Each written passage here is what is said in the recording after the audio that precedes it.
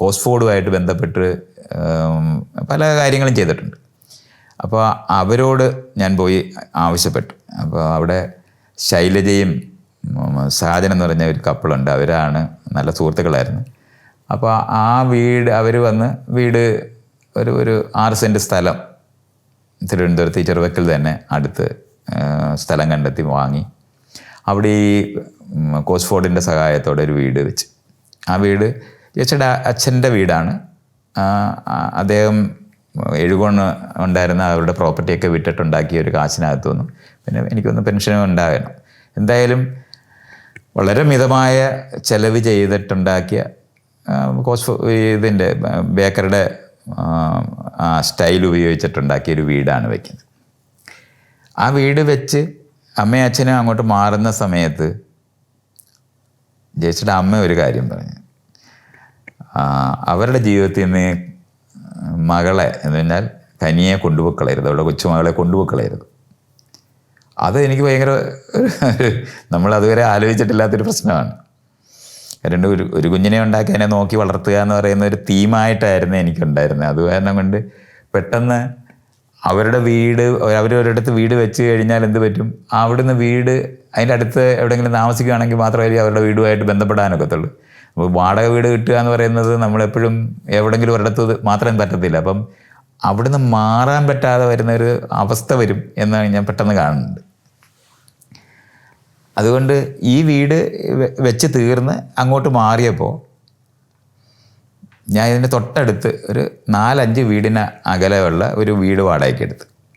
ആ വീട് വാടകയ്ക്ക് എടുത്ത് അവിടെ താമസിച്ചു. പക്ഷെ അപ്പോൾ ഈ ഒരു പ്രശ്നം എൻ്റെ മുന്നിൽ ഇങ്ങനെ വന്നു. ഈ കനിയെ കൊണ്ടുപോകരുത് എന്ന് പറഞ്ഞാൽ അവർക്കൊരു അവകാശമുണ്ട്, അവരുടെ കൊച്ചുമകളാണല്ലോ. അപ്പോൾ അവർക്ക് കാണുകയും ജീവിക്കുകയും ഒക്കെ വേണം, അവളെ ഓമനിക്കേണ്ട ആവശ്യമുണ്ട് അവർക്ക്. അപ്പോൾ അത് വരുമ്പോൾ എനിക്ക് വീട് മാറിപ്പോകാനൊക്കാതെ വരുന്ന ഒരു സ്ഥലം വരും. അപ്പോൾ ഇതെങ്ങനെ പരിഹരിക്കണം എന്ന് ഞാനിങ്ങനെ ആലോചിക്കുമ്പോൾ ഞാൻ ഒരു കാര്യം, അതുവരെ ഞാൻ ഒരിക്കലും ഈ വീട്ടുടമസ്ഥരെ കാണുക, അവരോട് സംസാരിക്കുക, അവരെ പരിചയപ്പെടുക ഒന്നും ചെയ്തിട്ടില്ല. അപ്പം ഞാൻ ഈ വീട്ടുകാരനെ അടുത്ത് പോയി അയാളുടെ വീട്ടിൽ പോയി ഇരിക്കുകയും സംസാരിക്കുകയും അവരുടെ വീട്ടിലുള്ള അദ്ദേഹത്തിൻ്റെ കുട്ടികളെയൊക്കെ ആയിട്ട് നല്ല പരിചയമായി. അത് കഴിഞ്ഞ് ഞാൻ നോക്കുമ്പോൾ കാണാം അവർ ഈ ശരിക്കും പറഞ്ഞാൽ അവർ ഒരു ഉയർന്നു വരുന്ന എന്ന് പറഞ്ഞാൽ ശരിക്കും പറഞ്ഞാൽ ദാരിദ്ര്യത്തിൽ നിന്ന് ഉയർന്നു വരുന്ന ഒരു വിഭാഗമാണ്. അപ്പോൾ അവരൊരു നല്ല വീടുണ്ടാക്കി ആ വീടാണ് ഞങ്ങൾക്ക് വാടകയ്ക്ക് വന്നിരിക്കുന്നത്. അവരതിനേക്കാളും മോശപ്പെട്ട ഒരു വീട്ടിലാണ് താമസിക്കുന്നത്. അപ്പോൾ അവരുമായിട്ടുള്ള എൻ്റെ ബന്ധം അത് വേറൊന്നും ഞാൻ ചെയ്തിട്ടില്ല. അവരുടെ ജീവിതത്തിനകത്ത് ഞാൻ കൂടുതൽ ഇടപെടുകയും അവരെൻ്റെ അവരെ ആ വീട്ടിലുള്ളവർ മുഴുവൻ എൻ്റെ സുഹൃത്തുക്കളായി മാറുകയും ചെയ്തു. അപ്പോൾ കുറച്ച് ദിവസം കഴിഞ്ഞപ്പോൾ തന്നെ ഈ വീട്ടുടമസ്ഥൻ എന്നോട് പറഞ്ഞ്, മൈത്രേനെ ഈ വീട്ടിൽ നിന്ന് മാറണ്ട, എൻ്റെ മകൾ വലുതാകുമ്പോൾ അവൾക്ക് കല്യാണം കഴിച്ചിട്ട് കൊടുക്കാൻ വെച്ചിരിക്കുന്ന വീടാണ്. അപ്പോൾ അത് കാരണം കൊണ്ട് ഇവിടെ തന്നെ താമസിച്ചു, മാറേണ്ട കാര്യം. അപ്പം ഞാനിത് ഇങ്ങനെ ആലോചിച്ച് ചെയ്ത ഒരു കാര്യമല്ല. പക്ഷേ അവരെൻ്റെ ഏറ്റവും അടുത്ത, ഇന്ന് ശരിക്കും പറഞ്ഞാൽ ഇന്നും ഞാൻ ഈ ബാക്കിയുള്ള സ്ഥലങ്ങളിലെല്ലാം പോകുമ്പോഴേ 17 വർഷം മുമ്പ് ആ വീട് താമസിച്ചിരുന്ന വീട് ഇന്ന് വിട്ടു പോകുമ്പോൾ ഇന്നും അതിൻ്റെ പാർട്ടായിട്ടാണ് ജീവിക്കുന്നത്. അവിടുത്തെ അഡ്രസ്സാണ് ഞാൻ ഈ ബാങ്കിലൊരു അഡ്രസ്സ് ഉണ്ടായിട്ടോ അല്ലെന്നുണ്ടെങ്കിൽ പാസ്പോർട്ടിനകത്തൊരു അഡ്രസ്സ് കൊടുക്കുന്നത് ഇന്നും അവരുടെ വീടാണ്. ആ വീട് ഞാൻ 17 വർഷം മുമ്പ് അവിടുന്ന് പോയായി. പക്ഷെ എന്നാലും അവരുടെ ആ വീട്ടിലെ അംഗം പോലാണ് ഞാനിന്ന്. എന്നെ അവർ അഡോപ്റ്റ് ചെയ്ത പോലാണ്. അപ്പോൾ അതൊരു തരത്തിൽ അവരുമായിട്ട് ജീവിക്കുക എന്ന് പറയുന്നത് എൻ്റെ ജീവിതത്തിൻ്റെ ഭാഗമായിട്ട് മാറുന്നുണ്ട്. അപ്പം അതാണ് ഒരു സംഭവം. അതോടെ അടുത്ത 10 വർഷം കനിക്കൊരു 15-16 വയസ്സാകുന്നത് വരെ അവിടെ തന്നെയായിരുന്നു ആ വീട്ടിൽ തന്നെ താമസിച്ചിരുന്നു. ഇതൊരു വ്യത്യാസമാണ് അതുവരെ ഉണ്ടായിരുന്ന എൻ്റെ ജീവിതത്തിൻ്റെ അകത്തൊരു മാറ്റം എന്നുള്ള നിലവാരത്തിൽ. അപ്പോൾ ജയശ്രീയുടെ അമ്മയും അച്ഛനും ഒരു 4-5 വീടിനപ്പുറത്ത് താമസിക്കുന്ന കാരണം കൊണ്ട് കനിക്ക് 2 വീടുണ്ടായതുപോലെയാണ്. അവിടെ അമ്മയും അച്ഛനും എന്തെങ്കിലും വഴക്ക് പറഞ്ഞ് ഇവിടെ വന്നിരിക്കും, ഇവിടെ ഞാൻ എന്തെങ്കിലും അഭിപ്രായ വ്യത്യാസം പറഞ്ഞാൽ അവൾ അവിടെ പോയിരിക്കും. ഇങ്ങനെ ചെയ്യുന്ന തരത്തിൽ 2 വീടുള്ള ഒരാളായിട്ട് അവൾ മാറുകയും ചെയ്തു. ഇതൊരു കാര്യമാണ്. അപ്പോൾ ഈ എന്താണ് താമസം ഒരു പ്രദേശത്ത് താമസിക്കുന്ന ആളാക്കി എന്നെ മാറ്റുന്നുണ്ട്. അതോടെ ഞാൻ ആ ചുറ്റുപാടുമുള്ളവരുടെ എല്ലാ ജീവിതത്തിനകത്ത് പലതരത്തിലുള്ള ബന്ധങ്ങൾ ഉണ്ടാക്കുകയൊക്കെ ചെയ്ത് അവരെല്ലാവരും അതുവരെ നമ്മൾ സാധാരണ ഒരു വീട്ടിൽ താമസിക്കുന്ന സമയത്ത് ഈ സമരം ചെയ്യുന്നവരും അതുപോലെ തന്നെ ഈ സകല പ്രേമക്കാരും എല്ലാം ഓടി വരുന്ന ഒരു വീടാകുന്ന കാരണം കൊണ്ട് ആളുകൾക്കൊരു നെഗറ്റിവിറ്റി സാധാരണ ഉണ്ടാകുന്നതാണ്. അത് ഞാൻ അവരുമായിട്ടുള്ള അയലത്തുകാരുമായിട്ടുള്ള ബന്ധം കൊണ്ട് അത് പരിഹരിക്കുകയാണ് ചെയ്തിരുന്നത്. ഇത്തവണ പക്ഷേ അവർ വളരെയധികം നല്ല സുഹൃത്തുക്കളായിട്ട് ആ പ്രദേശത്തുള്ള മുഴുവൻ ആൾക്കാരും മാറിയത്. ചെറുവക്കൽ പേപ്പർ മിൽ റോഡെന്ന് പറയുന്നത് ഉള്ള എല്ലാ വീട്ടുകാരുമായിട്ട് എനിക്ക് നല്ല ബന്ധമുണ്ടായി. അപ്പോൾ അയലത്തുള്ള ആളുകൾ, അപ്പോൾ അവിടെയാണ് ഞാൻ ഈ അയൽക്കാരെ സ്നേഹിക്കണം എന്ന് പറയുമ്പം സാധാരണഗതിയിൽ മഹാന്മാരായിരിക്കുന്ന ആൾക്കാർ ഒരു അയലുമില്ലാതെ ജീവിക്കുക എന്നുള്ളതാണ് ചെയ്യുന്നത്. അതൊരു വലിയൊരു തമാശയാണ്. നമ്മളിപ്പോൾ ഈ പറയുമ്പോൾ മഹത്വമാർജിച്ച ആൾക്കാരെ നമ്മൾ പറയുന്ന ഇപ്പോൾ ബുദ്ധനോ യേശുക്രിസ്തുവോ അല്ലെന്നുണ്ടെങ്കിൽ നാരായണ ഗുരുവോ ഒക്കെ എടുത്താൽ യഥാർത്ഥത്തിൽ അവർക്ക് ആരാണ് അയൽ എന്ന് ചോദിക്കുന്ന ഒരു അയൽക്കാരന് സത്യത്തിലില്ല. അവരെന്നും മൂവ് ചെയ്യുന്നു. ഞാൻ സന്യാസിയായിട്ട് ജീവിച്ചിരുന്ന സമയത്ത് തന്നെ ഇപ്പം ഞാൻ ജീവിച്ചിരിക്കുന്ന ഈ സമയത്ത് ഒരു അയൽക്കാരനില്ലാതാണ് ഈ ജീവിക്കുന്നത്. എന്നാൽ എല്ലാവരും അയൽക്കാരാണ്.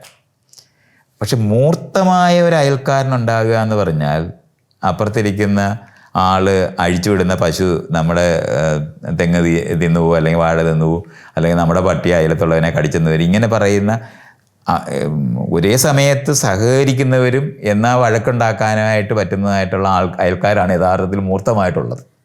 ഈ അയൽക്കാരെ സ്നേഹിക്കുക എളുപ്പമേയല്ല. അത് എല്ലാ ആളുകളും അനുഭവിക്കുന്നൊരു സാധനമാണ്. അപ്പോൾ ഈ എല്ലാവരും സ്നേഹിക്കണം, എല്ലാവരും അയൽക്കാരെ സ്നേഹിക്കണം എന്നൊക്കെ പറയുമ്പോഴും മൂർത്തമായ യഥാർത്ഥത്തിൽ വീടിൻ്റെ 4 വശത്തുമുള്ള അയൽക്കാരെ സ്നേഹിക്കുക എന്ന് പറയുന്നത് എളുപ്പമേ അല്ലാത്ത ഒരു പ്രവൃത്തിയാണ്. അത് ലോകത്തെല്ലാവരും അനുഭവിക്കുന്നുണ്ടാവും. മാത്രമല്ല നമുക്ക് ആശ്രമങ്ങൾ, പള്ളികൾ, ഇതിനെല്ലാം നോക്കിയാൽ മതി, അവരുടെ അയലിൽ അവർക്ക് കേസുണ്ടാവും. ഇതൊക്കെ ഒന്നും ഒരു സംശയം നമുക്ക് വേണ്ട. അപ്പം ഈ മേഖലയ്ക്കകത്ത് നടത്തുന്ന ഒരു അന്വേഷണമാണ് പിന്നെ ഞാൻ ഈ ജീവിതം കൊണ്ട് ചെയ്തിട്ടുള്ളത്. അപ്പുറത്തിരിക്കുന്ന വീട്ടുകാർ അവരുടെ നീഡ് അഡ്രസ്സ് ചെയ്യുന്ന നിലവാരത്തിൽ നമ്മൾ ജീവിക്കുവാണെങ്കിൽ ഒരു പ്രശ്നവുമില്ലാതെ സത്യത്തിൽ നമുക്ക് ജീവിച്ചു പോകാൻ പറ്റും. എൻ്റെ വീടെന്ന് പറയുന്നത് നേരത്തെ ഞാൻ പറയുന്ന പോലെ ധാരാളം ആൾക്കാർ പ്രേമിച്ചും ഒന്നിച്ച് ജീവിക്കാനായിട്ട് ശ്രമിക്കുന്നവരും അതുപോലെ തന്നെ രാഷ്ട്രീയമായിട്ട് പ്രവർത്തിക്കുന്നവരും ഒക്കെ ആയിട്ടുള്ള അതിനെ ഒറ്റപ്പെട്ട് വരുന്നവരും ഒക്കെ വരുന്ന ഒരു വീടായിരുന്നു. അങ്ങനത്തെ വീടുകൾ ഒരു താരതമ്യേന തിരുവനന്തപുരം നഗരത്തിനകത്താണെങ്കിലും ഉള്ളൂർ പഞ്ചായത്തിനകത്താണ് അത് ഉള്ളത്. ഒരു പഞ്ചായത്ത് ലെവലിലുള്ള ഒരു ഗ്രാമീണ മേഖലയിൽ തന്നെയാണ് ഞാൻ ഈ വീട് എടുത്ത് താമസിക്കുന്നത്.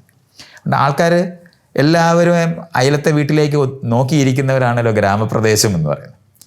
എല്ലാവരുടെയും നോട്ടമുള്ള വീടുകളാണ്. അപ്പോൾ എൻ്റെ വീടാണെന്നുണ്ടെങ്കിൽ അപരിചിതരായ ആൾക്കാർ വരുന്ന ഒരു വീട്, അത് കാരണം കൊണ്ട് സകലരുടെയും നോട്ടം ഉണ്ടാകുന്നതാണ്. അപ്പോൾ അങ്ങനത്തെ വീട്ടിനകത്ത് ചുറ്റുപാടുമുള്ള ആൾക്കാരുമായി ചേർന്ന് ജീവിക്കുക എന്ന് പറയുന്നത് നല്ല എഫർട്ടാണ്. പക്ഷെ അന്ന് എനിക്ക് ഈ പറയുന്ന തരത്തിൽ സാധിച്ചെടുക്കാൻ കഴിഞ്ഞു എന്ന് പറയുന്നത് ഞാൻ എന്നും ഒരു ചെറിയ കാര്യമായി ഞാൻ കാണുന്നേയില്ല. എനിക്ക് തോന്നുന്നത് ഞാൻ ചെയ്തിട്ടുള്ള മറ്റെല്ലാ പ്രവൃത്തികളെക്കാളും ഉയർന്നതായിട്ട് ഞാനത് കാണും. കാരണം മനുഷ്യർക്ക് എളുപ്പമല്ലാത്ത ഒരു പ്രവൃത്തിയാണത്. ആ പ്രവൃത്തി എന്ന് പറയുന്നത് അയലത്തുള്ള ആളുകൾ, ഞാൻ ഇപ്പോൾ ഈ പ്രായമായവർ മക്കൾ വളർന്നു കഴിഞ്ഞാൽ എന്ത് ചെയ്യണമെന്ന് ചോദിക്കുന്ന സമയത്ത് അയലത്തുകാരുടെ ജീവിതത്തിനകത്ത് ഇടപെട്ട് അവർക്ക് പ്രയോജനപ്രദമായി ജീവിക്കണമെന്ന് പറയുന്ന ഉത്തരം പറയും. ഇത് സ്വന്തം ജീവിതം കൊണ്ട് ഈ പറയുന്ന പ്രവൃത്തി ചെയ്തിട്ടാണ് ആളുകൾക്ക് എല്ലാവർക്കും അയലത്തുള്ളവർക്ക് ആശുപത്രി പോകേണ്ട ആവശ്യമുണ്ടാകും, പോലീസ് സ്റ്റേഷനിൽ പോകേണ്ട ആവശ്യമുണ്ടാകും, ഓരോ പഞ്ചായത്തിനകത്തുള്ള പേപ്പറുകൾ ചെയ്യുന്ന ഫില്ലപ്പ് ചെയ്ത് കൊടുത്തോ അല്ലെന്നുണ്ടെങ്കിൽ അവർ പോയി ആൾക്കാരെ കാണേണ്ട കാര്യത്തിലുള്ള പ്രവർത്തനങ്ങളൊക്കെ എല്ലാവർക്കും ആവശ്യമാണ്. ഈ മേഖലയിലൊക്കെ നമ്മളൊരു അല്പം ഇൻവെസ്റ്റ്മെൻറ്റ് നടത്തിയാൽ ഈ ചുറ്റുപാടുമുള്ള വീട്ടുകാരെന്ന് പറയുന്നവർ മുഴുവൻ നമ്മുടെ ആൾക്കാരായി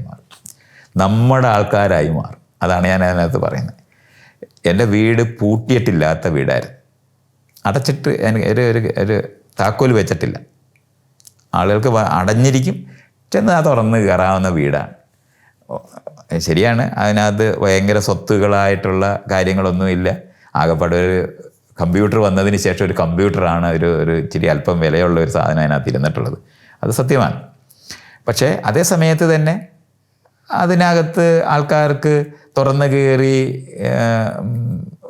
ചെറിയ ചെറിയ തരത്തിലുള്ള ഉപദ്രവങ്ങളൊക്കെ ചെയ്യാവുന്നതാണല്ലോ. അതൊന്നും ചെയ്യപ്പെട്ടിട്ടില്ല. ആളുകൾക്ക് കടന്നു വരാൻ പറ്റുന്ന നിലവാരത്തിൽ ആ വീട് എന്നും ഇരുന്നിട്ടുണ്ടായിരുന്നു. ഞാൻ അവിടെ തുടരുന്ന സമയത്ത് ഒരു 10 വർഷവും അതങ്ങനെ തന്നെയായിരുന്നു. അപ്പം അതിനുശേഷം ഞാൻ 2 വീട് എടുത്തിട്ടുണ്ട്. ആ 2 വീടും ഇതുപോലെ താക്കോലെന്ന് പറയുന്നത് വീടിൻ്റെ മുൻവശത്ത് എവിടെയെങ്കിലും വെക്കുന്നതിന് അപ്പുറത്തോട്ടൊരിക്കലും അത് പൂട്ടിപ്പോയിട്ടില്ല.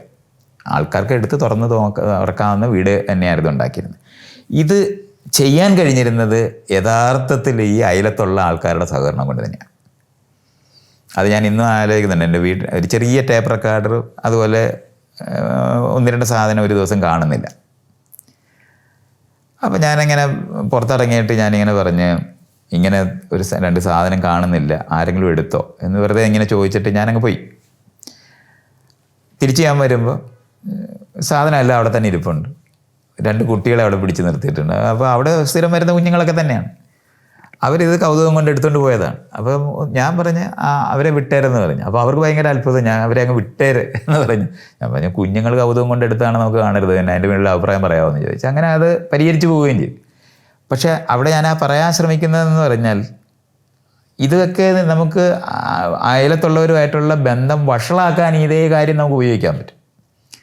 നേരെ തിരിച്ചാണ് അത് സംഭവിച്ചത്. ആ കുട്ടികൾ, എനിക്കൊന്ന് ഇന്നും അവരെല്ലാവരും എൻ്റെ ജീവിതത്തിനകത്തുണ്ട്. അന്ന് അവിടെ ജീവിച്ചിരുന്നവരൊക്കെ ഇടയ്ക്കിടയ്ക്ക് ഫോണൊക്കെ വിളിച്ച് ഉണ്ടോ ഇല്ലയോ എന്ന് ചോദിക്കുന്നവരായിട്ട് തുടരുന്നവരാണ്. അവിടെ ഉണ്ടായിരുന്ന എല്ലാ ആൾക്കാരും ഇന്നും ഞാൻ അവിടെ ചെല്ലുമ്പോൾ, ഞാൻ പറഞ്ഞല്ലോ, ഇപ്പോൾ ഞാൻ അവിടുന്ന് പോന്നിട്ട് ആ വീട് വിട്ടിട്ട് 17 വർഷമായെങ്കിലും ഈ അടുത്തടുത്തേക്ക് ഞാൻ അവിടെ പോകുമ്പം അവിടെ ഉള്ള ചുറ്റിലുള്ള മുഴുവൻ ആൾക്കാർക്കും ഞാനാണ് അവിടെ താമസിച്ചിരിക്കുന്നതെന്നും ഒക്കെ പറയാൻ പറ്റുന്ന നിലവാരത്തിൽ ബന്ധമുള്ളവരായിട്ട് മാറിയത്. അതാണ് മറ്റൊരു വ്യത്യാസമില്ലാത്ത, അന്യപ്പെട്ട സ്ഥലത്ത് നീക്കുന്ന പോലെ അനുഭവിച്ചിട്ടേയില്ല. എല്ലാ സ്ഥലത്തും നമ്മുടെ സ്വന്തം നാടാക്കി അതിനെയെല്ലാം മാറ്റാൻ പറ്റുമായിരുന്നു. അങ്ങനെയായിരുന്നു ചെയ്തിരുന്നത്. അപ്പോൾ ഈ ഒരു ജീവിതവും അതിനോടൊപ്പം തന്നെ ഞാൻ നേരത്തെ നടത്തിയിരുന്ന പുസ്തക പ്രസിദ്ധീകരണം എന്ന് പറയുന്ന സാധനം ഞാൻ തിരിച്ച് DFIയുടെ മാസിക എഡിറ്റ് ചെയ്യുന്നതിനൊക്കെ വരുമ്പോഴത്തേന് അതിൻ്റെ ആ ഘടനാപരമായിട്ടുള്ള നിലനിൽപ്പും കാര്യങ്ങളും എല്ലാം പോയി. പുസ്തക പ്രസിദ്ധീകരണം എന്ന് പറയുന്നത് അങ്ങ് ഇംഗ്ലീഷ് ടേപ്പർ ചെയ്ത് അങ്ങ് ഇല്ലാതായി അങ്ങ് മാറിപ്പോകുന്നുണ്ട്. അപ്പോൾ ആ സമയത്ത് ഞങ്ങളുടെ ഈ ടീം, ഭാസുരേന്ദ്രബാബു, രഘു, ഞാൻ എന്ന് പറയുന്നതും അതുപോലെ ജോയി വന്ന് നിൽക്കുന്നതും ഒക്കെ ആയിട്ടുള്ള ആ തരത്തിലുള്ള ടീം എന്ന് പറയുന്നതിനും ബലം കുറയുകയും അത് എൻ്റെ ജീവിതത്തിൻ്റെ പൊതുവായിട്ടുള്ള പ്രവർത്തനത്തിനകത്തു നിന്ന് കുറയുകയും പോവുകയും ചെയ്തിട്ടുണ്ടായിരുന്നു. അപ്പോൾ പുസ്തകം പ്രസിദ്ധീകരിക്കുന്ന ആ മേഖലകൾ ഇല്ലാതാകുന്ന സമയത്താണ് അതങ്ങനെ കുറഞ്ഞു മാറിയത്. ഒപ്പമാണ് ഞാൻ ഈ ഇടതുപക്ഷ രാഷ്ട്രീയ പ്രവർത്തനത്തിൻ്റെ മുഖ്യധാരയിലോട്ട് കൂടുതൽ വരികയും പ്രവർത്തിക്കുകയൊക്കെ ചെയ്യുന്ന കാര്യങ്ങൾ വന്നതോടെ ആ നിലവാരത്തിലുള്ള ആ ബന്ധം ഒരു ചെറിയ ഗ്രൂപ്പിൻ്റെ യൂണിറ്റിന് പിന്നെ അതിന് തുടരാൻ കഴിഞ്ഞിട്ടില്ല. വലിയ ബന്ധങ്ങളും പ്രവർത്തനങ്ങളുമായിട്ട് അങ്ങ് മാറുകയാണ് ചെയ്തത്. ഈ സമയത്താണ്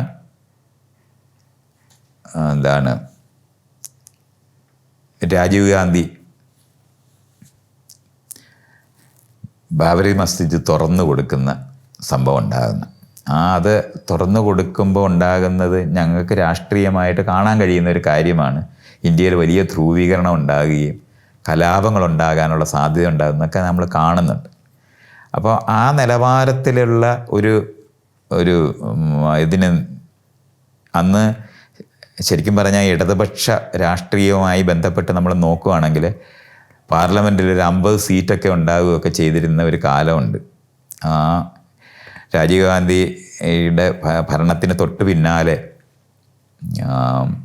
VP സിംഗ് ഭരിക്കുന്ന ആ സമയം ഞങ്ങൾ ഭാസുരേന്ദ്രബാബുവും ഞാനും രഘുവും എല്ലാം കൂടെ ചേർന്ന് എഴുതിയ ഒരു പുസ്തകമാണ് ഇടതുപക്ഷം ദേശീയ അധികാരത്തിലേക്കെന്ന്.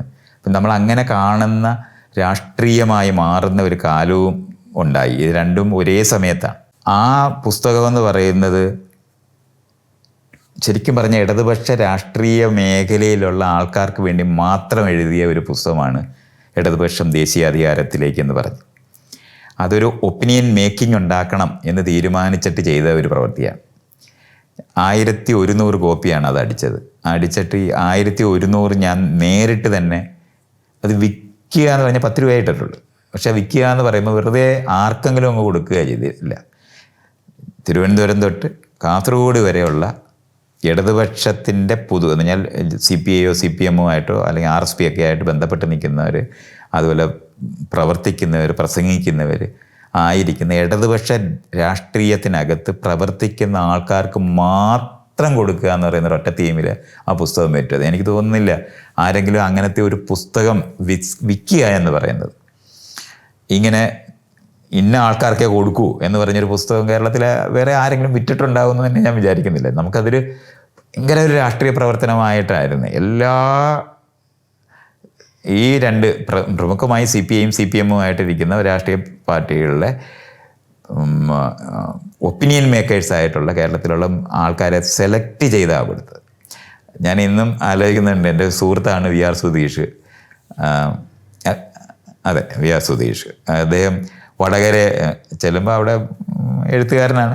അപ്പോൾ അദ്ദേഹത്തിൻ്റെ അടുത്ത് ചെല്ലുമ്പോൾ ഞാൻ അവിടെ ഈ ഒപ്പീനിയൻ മേക്കേഴ്സായ ആൾക്കാർ ആരൊക്കെയാണെന്ന് ചോദിക്കുമ്പോൾ സുധീഷ് ആണ് എന്നോട് ഇത് പറയുന്നത്, ഇന്ന ഇന്ന ആൾക്കാരൊക്കെ ഉണ്ട്. അപ്പോൾ ഇതിലൊരു കോപ്പി എനിക്ക് തരുമോ എന്ന് ചോദിച്ചപ്പോൾ ഞാൻ പറഞ്ഞില്ല, തരുന്നില്ല, താനെ കഥയൊക്കെ എഴുതുന്നുള്ളൂ, പ്രസംഗിക്കുന്നില്ലെന്നൊക്കെ പറഞ്ഞിട്ട് ഞാൻ കളിയാക്കിയതൊക്കെ ഞാൻ ഇന്നും ഓർക്കുന്നുണ്ട്. പക്ഷേ നല്ലൊരു പ്രാസംഗികനാണ് അദ്ദേഹം. പക്ഷേ അങ്ങനെ അത്ര ഒരു നിശ്ചിതമായിട്ടുള്ള നിലപാടെടുത്ത് ആ പുസ്തകം വിറ്റ് തീർക്കുക എന്ന് പറയുന്നത് ചെയ്തതാണ്. പക്ഷേ ആ പുസ്തകം ഇടതുപക്ഷ രാഷ്ട്രീയത്തിനകത്ത് എന്തെങ്കിലും വ്യത്യാസം ഉണ്ടാക്കിയെന്ന് ഞാൻ വിചാരിക്കുന്നില്ല. പക്ഷേ ഒന്നും തന്നെ സംഭവിച്ചിട്ടില്ലെന്നാണ് ഉണ്ടായത്. കാരണം ജ്യോതിബാസു അന്ന് പ്രൈം മിനിസ്റ്റർ ആകാനുള്ള സാധ്യത മുഴുവനും ഓപ്പണിങ് വന്നതാണ്. കേരളത്തിനകത്തെ നിലപാട്, കേരളത്തിലെ കമ്മ്യൂണിസ്റ്റ് പാർട്ടിയുടെ നിലപാട് കാരണമാണ് ശരിക്കും പറഞ്ഞാൽ ആ സാധ്യത അടഞ്ഞുപോയത്. അല്ലായിരുന്നെന്നുണ്ടെങ്കിൽ ഇടതുപക്ഷത്തിൻ്റെ എനിക്ക് തോന്നുന്നത് അതിൻ്റെ സിദ്ധാന്തപരമായ പ്രശ്നങ്ങൾ കൊണ്ടാണ് പൂർണ്ണമായി തീരുമാനിക്കാൻ കഴിയാതിരിക്കുന്ന ഒരു എന്താണ് മന്ത്രിസഭയിൽ ഒരിക്കലും കടന്നുകൂടാ എന്നൊക്കെയുള്ള അവരുടെ തീരുമാനമൊക്കെയാണ്. അതൊക്കെ നമുക്ക് കാണാൻ പറ്റും. പക്ഷേ ഞാനതൊരു ജ്യോതിബാസു പറഞ്ഞ പോലെ ഒരു ഹിമാലയൻ ബ്ലണ്ടറായിരുന്നു ആ തീരുമാനം എന്ന് ഞാൻ ഇന്നും വിചാരിക്കുന്നുണ്ട്. മറ്റൊന്നും കൊണ്ടല്ല, പൊതുവായിട്ട് ഇടതുപക്ഷ രാഷ്ട്രീയം ഇന്ത്യ മുഴുവനും വളരാനും ചിന്തിക്കാനും കഴിയുമായിരുന്ന ഒരു സ്പേസാണ് അത് അടഞ്ഞുപോയത്. ആ ഒരു നിലപാട് കാരണം. അതിന് തൊട്ട് പിന്നാലെയാണ് വളരെ ചെറിയ പാർട്ടിയായിരുന്ന BJPയുടെ അതിന് മുമ്പ് ജനസംഘവും അതിനുശേഷം BJP ഉണ്ടാകുകയൊക്കെ ചെയ്തിട്ട് ഈ VP സിംഗിൻ്റെ മന്ത്രിസഭയിനകത്ത് കടന്ന് അവർക്ക് പ്രവർത്തിക്കാൻ കഴിഞ്ഞ കാരണം കൊണ്ട് അവർക്ക് വളരാനുള്ള സാഹചര്യം അവർക്കുണ്ടാകുകയും ചെയ്തു എന്നുള്ളതാണ് ഒരു രാഷ്ട്രീയ ദുരന്തം ഉണ്ടായത്. അതിനൊരു സംശയവും വേണം. അതിൻ്റെ എത്ര ശരി തെറ്റുകളും കേരളത്തിലെ കമ്മ്യൂണിസ്റ്റ് പാർട്ടികൾ പറഞ്ഞാലും അതൊരു തെറ്റ് തന്നെയാണ്. അങ്ങനത്തെ ഒരു കാര്യം. അപ്പോൾ ഇതൊക്കെ നമുക്ക് ചെയ്തുകൊണ്ടിരിക്കുന്ന ഇത്തരത്തിലുള്ള പ്രവർത്തനങ്ങളിനകത്ത് ചെയ്തുകൊണ്ടിരിക്കുന്ന സമയത്ത് നിരന്തരം ഈ ഇടതുപക്ഷ രാഷ്ട്രീയ പ്രവർത്തനത്തിൻ്റെ മറ്റ് പല മേഖലകളിലുമുള്ള പ്രവൃത്തികൾ ഞാനിങ്ങനെ ചെയ്യുന്നുണ്ട്. ഞാൻ ഈ കേരളത്തിനകത്ത് ഈ പത്രം നവീകരിക്കുന്നെന്ന് പറഞ്ഞ് നടത്തിയിരുന്ന പ്രവർത്തനവും ഒപ്പം തന്നെ ഈ കമ്മ്യൂണിസ്റ്റ് പാർട്ടി എന്ന് പറയുന്നതിനകത്ത് ജനാധിപത്യം ഉണ്ടാകേണ്ട ആവശ്യം നമ്മൾക്ക് കാണാൻ പറ്റും. ലെനിൻ എൻവിസേജ് ചെയ്തിരുന്ന റഷ്യയിലൊക്കെ സാറിനെതിരായിട്ട് നടത്തേണ്ടിയിരുന്ന ഒരു സമരവുമായി ബന്ധപ്പെട്ട് ഉണ്ടായ ഘടനയാണ് കമ്മ്യൂണിസ്റ്റ് പാർട്ടികൾക്കുള്ളത്. വളരെ മിലിറ്റൻ്റ് ആയിട്ടുള്ള കേഡർ സമീപനത്തോടുണ്ടാക്കിയിരിക്കുന്ന ഒരു പാർട്ടിയാണ്. അപ്പോൾ അത് ജനാധിപത്യത്തിനകത്ത് പ്രവർത്തിക്കുന്ന, ഇന്ത്യൻ ഭരണഘടനയ്ക്കകത്ത് പ്രവർത്തിക്കുമ്പോൾ അതുണ്ടാക്കുന്ന പ്രശ്നങ്ങളുണ്ട്. മിലിറ്റൻ്റായിട്ട് നിൽക്കുന്നത് ശരിക്കും പറഞ്ഞാൽ നമ്മളിന്ന് ഇപ്പോൾ RSS എന്ന് പറയുന്ന സംഘടനയും ഈ പറയുന്ന കേഡർ പാർട്ടിയായിട്ടിരിക്കുന്ന കമ്മ്യൂണിസ്റ്റ് പാർട്ടിയെയും തത്വത്തിൽ വ്യത്യാസമില്ലെന്ന് തോന്നിപ്പോകുന്ന തരത്തിൽ അതിൻ്റെ ഘടനാപരമായ പ്രശ്നം ഉണ്ടാക്കും. ജനാധിപത്യത്തിന് എലക്ഷൻ ആവശ്യമാണ്. തെരഞ്ഞെടുപ്പെന്ന് പറയുന്നത് അതിൻ്റെ ഒരു കാതലാണ്. അഭിപ്രായ സ്വാതന്ത്ര്യം എന്ന് പറയുന്നത് ആന്തരികമായി ഉണ്ടെന്ന് പറയുന്നുള്ളതല്ലാതെ അത് അഭിപ്രായ വ്യത്യാസം പറയാൻ കഴിയുന്ന നിലവാരത്തിൽ സംഘടനകൾ മാറേണ്ടത്, ഇതൊക്കെ സംഭവിക്കേണ്ടതുണ്ട്. ഇതൊന്നും തന്നെയും ഈ പറയുന്ന കേഡർ പാർട്ടിയുടെ സ്വഭാവം കൊണ്ട് നിയന്ത്രിക്കപ്പെട്ടു പോവുകയും വളരെ മിലിറ്റൻ്റായി മാറുകയും അതുവഴി ജനാധിപത്യത്തിൻ്റെ വ്യത്യസ്ത ശബ്ദങ്ങൾ കേൾക്കാൻ കഴിയാത്ത കമ്മ്യൂണിസ്റ്റ് പാർട്ടികളാണ് ഉണ്ടായിട്ടുള്ളത്. ഇതിനെ അപ്പോൾ അങ്ങനെ തെരഞ്ഞെടുപ്പ് ഉണ്ടാക്കണമെന്ന് ആഗ്രഹിച്ച് ഞാനൊക്കെ ഇഷ്ടംപോലെ എഴുതുകയും പറയുകയും ഒരേ സമയത്ത് ചെയ്യുന്നുണ്ട്. അപ്പോൾ ഈ അന്നത്തെ കാലത്താണെന്നുണ്ടെങ്കിൽ എന്തെങ്കിലും ഒരു അഭിപ്രായം ഉണ്ടായെങ്കിൽ അത് അന്ന് ജനറൽ സെക്രട്ടറി ആയിട്ട് EMS ആണ് ഇരുന്നിരുന്നത്. അദ്ദേഹത്തിന് എഴുതുക, അദ്ദേഹത്തിൻ്റെ മറുപടികൾക്ക് വേണ്ടി കാതോർത്തിരിക്കുക എന്ന് പറയുന്ന തരത്തിലുള്ള ഒരു പ്രവർത്തനം ഇതേ സമയത്ത് നമ്മൾ ഈ വിഷയങ്ങൾ ചെയ്യുന്നുണ്ട്. എന്തായാലും നമ്മൾ എഴുതുക പറഞ്ഞോ അതുകൊണ്ടൊക്കെയാണോ എന്ന് അറിഞ്ഞൂടാ, ആദ്യമായിട്ട് കമ്മ്യൂണിസ്റ്റ് പാർട്ടിക്കകത്ത് ഇലക്ഷനൊക്കെ ആരംഭിക്കുന്നുണ്ട്. ആ ആരംഭിക്കുന്നത് വിഭാഗീയതയായിട്ടാണ് അവർ കാണുകയൊക്കെ ചെയ്തിട്ടുള്ളത്. അല്ലാതെ ഒരിക്കലും അതൊരു ജനാധിപത്യത്തിൻ്റെ ഡെമോക്രറ്റൈസേഷന് വേണ്ടി നിൽക്കുന്നതായിട്ട് അത് ആ കാലത്ത് അത് വായിക്കപ്പെട്ടിട്ടേ ഇല്ല. ധ്രുവീകരണം ഉണ്ടാകുന്നതായിട്ട് മാത്രമാണ് അത് കണ്ടിരുന്നത്. അപ്പോൾ ഇതൊക്കെയാണ് അതിൻ്റെ പശ്ചാത്തലമായിട്ടിരുന്നത്. ഈ സമയത്ത് ഈ രാജീവ് ഗാന്ധി ഇത് തുറന്നു കൊടുത്ത് ആരാധനയ്ക്ക് വേണ്ടി തുറന്നു കൊടുക്കുമ്പോൾ നമുക്ക് കാണാം ഇത് അപകടമാണ് എന്ന് കാണാമായിരുന്നു. അപ്പോൾ ഒരു പ്രശ്നം വന്ന സമയത്ത് ഇതിനെന്ത് നമ്മളെന്നുള്ള നിലവാരത്തിൽ ഇപ്പോൾ കേരളത്തിനകത്തിരിക്കുന്നത് കാരണം കൊണ്ട് ശരിക്കും പറഞ്ഞാൽ എത്ര വിചാരിച്ചാലും ഇന്ത്യൻ രാഷ്ട്രീയത്തിനകത്ത് എന്തെങ്കിലും ചെയ്തെടുക്കുക എന്ന് പറയുന്നത് എളുപ്പമേ അല്ല. ഇവിടുത്തെ ഒരു 20 MP കൂടെ ചേർന്ന് പാർലമെൻറ്റിൽ പോയാലും ഒരൊറ്റ രാഷ്ട്രീയ പാർട്ടിയിലുള്ള ഒരു 20 പേരും കൂടെ അവിടെ ചെന്നാലും വളരെ ചെറിയൊരു ന്യൂനപക്ഷമായി മാറത്തേ ഉള്ളൂ. അതൊരു ഇന്ത്യൻ പാർലമെൻറ്റിൻ്റെയൊക്കെ അതിൻ്റെ ഒരു ഘടനാപരമായ പ്രശ്നം കൊണ്ടാണ് അതൊക്കെ ഉണ്ടായിട്ടുള്ളത്. എന്ന് പറഞ്ഞാൽ സ്റ്റേറ്റ് റെപ്രസെൻറ്റേഷൻ എന്നുള്ള നിലവാരത്തിൽ മറ്റൊരു മേഖല അതിനകത്ത് സത്യത്തിൽ ഉണ്ടാകേണ്ടതുണ്ട്. ഇല്ലെങ്കിൽ എന്ത് പറ്റുമെന്ന് ചോദിച്ചാൽ ചെറിയ സ്റ്റേറ്റുകളെല്ലാം നള്ളിഫൈ ചെയ്യപ്പെട്ടു പോകും. ഇപ്പോൾ ഗുജറാത്ത്, രാജസ്ഥാൻ, മഹാരാഷ്ട്ര, ഉത്തർപ്രദേശ്, ബീഹാർ, ഇത്രയുമുള്ള വലിയ 5 സംസ്ഥാനവും ആന്ധ്ര തെലങ്കാനയായിട്ട് പിരിഞ്ഞിട്ടില്ലല്ലോ. ഇത്രയും എണ്ണം ഒന്നിച്ച് ചേർന്ന് കഴിഞ്ഞാൽ ബാക്കിയുള്ള എല്ലാ സ്ഥലങ്ങളിലും ഒരേ രാഷ്ട്രീയ പാർട്ടിയിലുള്ള MLA മാരും MP അവിടെ ചെന്നാലും അവർക്ക് അതിനകത്ത് ഒരു തരത്തിലും ഭൂരിപക്ഷം ഉണ്ടാക്കാൻ പറ്റത്തില്ല. ഇതിപ്പോൾ ഇന്ത്യൻ പാർലമെൻറ്റ് അനുഭവിക്കുന്ന ഒരു വലിയ ദുരിതമാണിത്. അപ്പോൾ ഇതൊക്കെ നമുക്ക് പലതരത്തിലുള്ള ഈ പറയുന്ന ജനാധിപത്യത്തിനെ പറ്റി നമ്മൾ ആലോചിക്കുന്ന സമയത്ത് ഇതെല്ലാം പ്രശ്നങ്ങളാണ്. ഇതിനകത്തൊക്കെ എന്ത് ചെയ്യാൻ പറ്റുമെന്നുള്ളത് ഭരണഘടനയ്ക്കകത്ത് തന്നെ മാറ്റങ്ങൾ ഉണ്ടാക്കേണ്ട സ്ഥലങ്ങളാണ് ഞാൻ ഈ പറയുന്ന മേഖലകളൊക്കെ. അപ്പോൾ ഇതുപോലുള്ള വരുന്ന സമയത്ത് ഇപ്പോൾ കേരളത്തിനകത്ത് നിന്നുകൊണ്ട് നമുക്ക് ഒരു മതേതരമായിട്ടുള്ള ഒരു ആശയങ്ങൾ പ്രചരിപ്പിക്കണമെന്ന് ആലോചിച്ചാൽ തന്നെ ഭാഷാപരമായിട്ടുള്ള പ്രശ്നങ്ങൾ നമ്മൾ അനുഭവിക്കും. അതേപോലെ തന്നെ ഈ പറഞ്ഞ നമ്പർ 20 പേര് ചേർന്ന് അവിടെ പാർലമെൻറ്റിൽ സംസാരിച്ചാലും അതിനെ വോട്ടിടുന്ന സമയത്ത് തള്ളിക്കളയാനായിട്ട് ഒരുപാടുമില്ലാതായി പോകുന്നതൊക്കെ നമ്മൾ കാണുന്നുണ്ട്. അപ്പോൾ ഞാനൊക്കെ പ്രവർത്തിക്കുന്ന മേഖലയെന്ന് പറയുന്നത് നേരിട്ട് ഡയറക്റ്റായിട്ട് ഈ ഇലക്ഷനിൽ നിന്ന് ജയിച്ച് പോകുന്ന ഒരു ലോകത്തല്ലല്ലോ. കുറച്ചുകൂടെ സാഹിത്യ സാംസ്കാരിക മേഖലകളിലുള്ള പ്രവർത്തനങ്ങളാണ് നമ്മളെല്ലാം ചെയ്തിരുന്നത്. അപ്പോൾ അത് കാരണം കൊണ്ട് ഈ ഒരു ധ്രുവീകരണം വരുന്നു എന്ന് തിരിച്ചറിഞ്ഞുകൊണ്ടാണ് ഞങ്ങൾ ഉണ്ടാക്കിയ ഒരു വലിയൊരു ഓർഗനൈസേഷനാണ് സെക്യുലർ കൾച്ചർ എന്ന് പറഞ്ഞിട്ട് തിരുവനന്തപുരത്ത് ഉണ്ടാക്കാനാണ് നമ്മൾ ശ്രമിച്ചത്. അപ്പോൾ അതിന് അന്നത്തെ സാമൂഹിക രാഷ്ട്രീയ മേഖലയിലുള്ള ആൾക്കാരെ സംഘടിപ്പിച്ചെടുക്കുക എന്ന് പറയുന്നതാണ് ആദ്യം നമ്മൾ ചെയ്യണമെന്ന് കണ്ടെത്തി. അതിന് മുൻകൈ എടുത്ത് ഞാനുമായി ചേർന്ന് അന്ന് ഏറ്റവും കൂടുതൽ പ്രവർത്തിച്ചത് B. രാജീവനാണ്.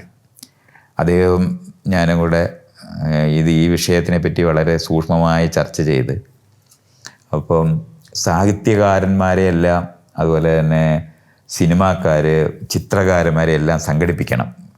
അപ്പോൾ അതിനൊക്കെ ഇങ്ങനെ ആലോചിച്ച് അതിന് പറ്റിയ ഒരാളെന്നുള്ള നിലവാരത്തിൽ ഇവരെല്ലാം പലരെയും പരിചയമുണ്ട്. ആ പരിചയമുള്ള ഒരാളെ സംഘടിപ്പിക്കുകയാണെങ്കിൽ നമുക്ക് പ്രവർത്തിക്കാൻ പറ്റുമെന്നും, അതുപോലെ രാജീവൻ പറഞ്ഞ രാജീവൻ്റെ പാസ്റ്റ് സാംസ്കാരിക പ്രവർത്തകനായിരുന്ന കാരണം കൊണ്ട് ഇവരെ എല്ലാവരും വിമർശിച്ചിട്ടൊക്കെ ഉണ്ട്. അപ്പോൾ അത് കാരണം കൊണ്ട് രാജീവൻ മുൻകൈ എടുത്താൽ ഒരു പ്രശ്നമായിപ്പോവും. അത് കാരണം കൊണ്ട്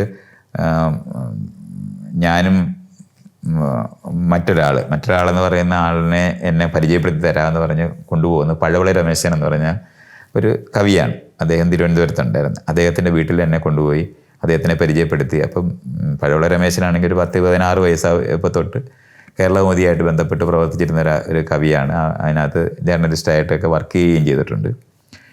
കേരളത്തിലുള്ള എനിക്ക് തോന്നുന്നത് ഒരു 100 പേരുണ്ടെന്നുണ്ടെങ്കിൽ അതിനകത്ത് 80 പേരെയും പരിചയമുള്ള ഒരാളായിരുന്നു.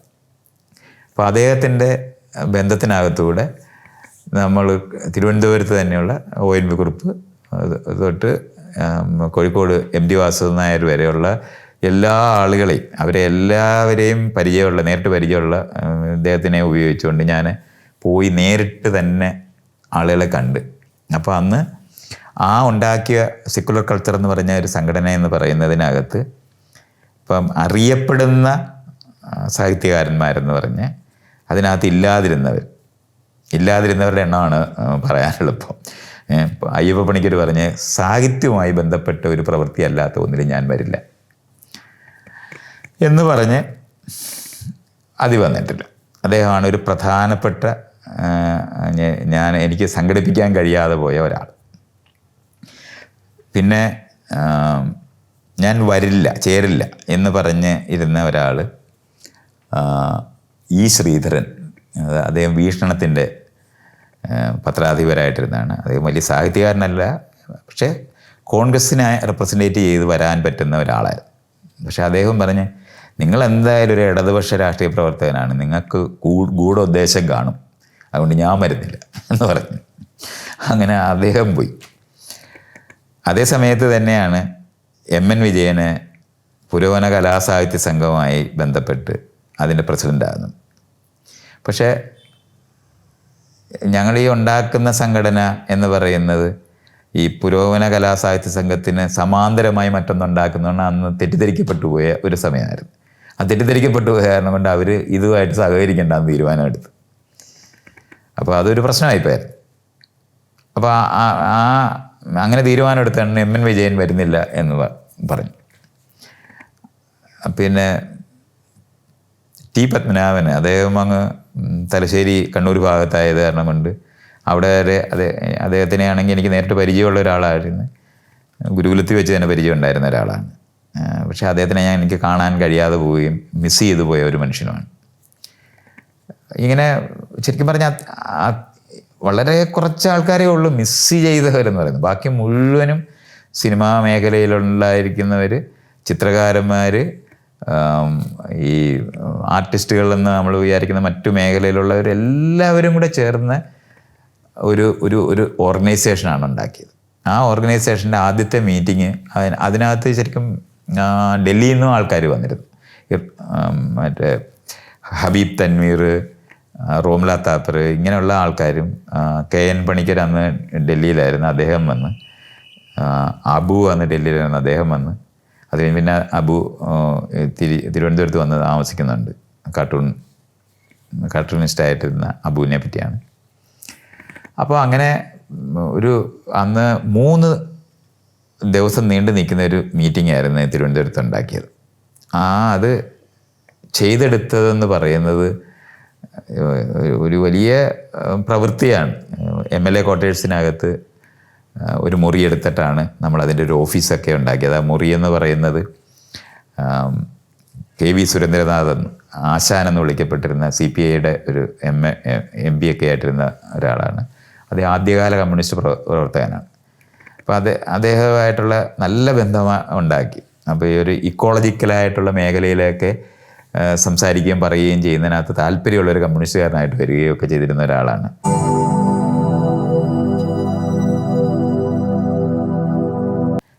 സുമാർ അഴീക്കോട് മാത്രമാണ് ഒരു മറുപടി അയച്ചത്. ആര് നടത്തും എന്ന് ചോദിച്ച്. അത് എന്താ വെള്ളത്തിലെ വര പോലെ മാഞ്ഞുപോയ ഒരു സംഘടനയാണ്. കാലത്തിലകന്ന സ്ഥലങ്ങളാണിതൊക്കെ. തെക്കേ ഇന്ത്യ എന്ന് പറയുന്നതിൻ്റെ പൊതുബോധവും വടക്കേ ഇന്ത്യയിലെ ഈ പറയുന്ന മേഖലയിലുള്ള പൊതുബോധവും വളരെ അകലെയാണ്. ഒരു തിയറട്ടിക്കലായിട്ടുള്ള ഫ്രെയിംവർക്കിനകത്ത് തന്നെയാണ് ഏറ്റവും ചെറിയ കാര്യങ്ങൾ പോലും തീരുമാനിക്കപ്പെട്ടിരുന്നത്.